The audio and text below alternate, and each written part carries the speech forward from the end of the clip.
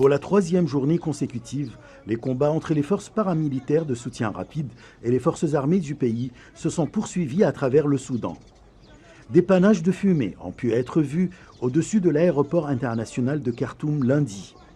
Des incendies ont pu être observés sur le tarmac de l'aéroport, compliquant les tentatives des éventuels médiateurs d'atterrir à l'aéroport de Khartoum et l'acheminement des fournitures humanitaires si nécessaire.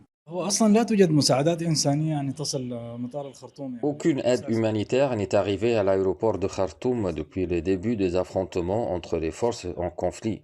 Et s'il y a des médiateurs qui veulent venir au Soudan, alors il y a un très grand nombre d'aéroports au Soudan et un grand nombre d'aéroports internationaux. S'il y a des problèmes à l'aéroport de Khartoum aujourd'hui, ils peuvent passer par d'autres aéroports. Et si les circonstances nous obligent de recevoir des aides humanitaires, elles peuvent arriver dans un autre aéroport à Khartoum. Les deux groupes se disputaient le contrôle de sites clés à Omdurman et Khartoum, bien que la violence se soit étendue à d'autres villes.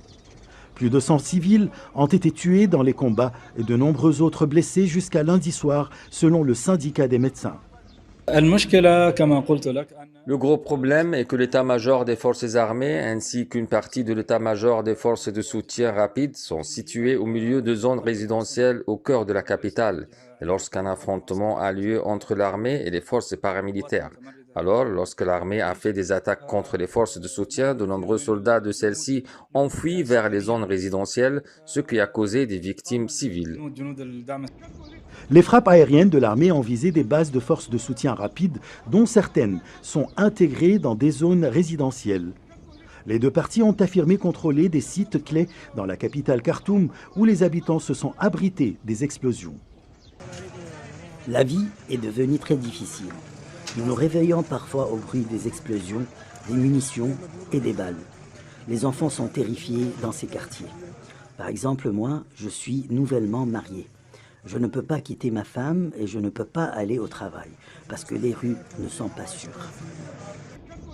Alors que les paramilitaires ont annoncé la saisie du palais présidentiel et du quartier général du commandement général des armées, l'armée a démenti ces informations, soulignant que les forces de soutien rapide visaient des bâtiments aux alentours du commandement général pour laisser entendre que ces quartiers généraux sont tombés. Achraf Massoud pour CGT1 français.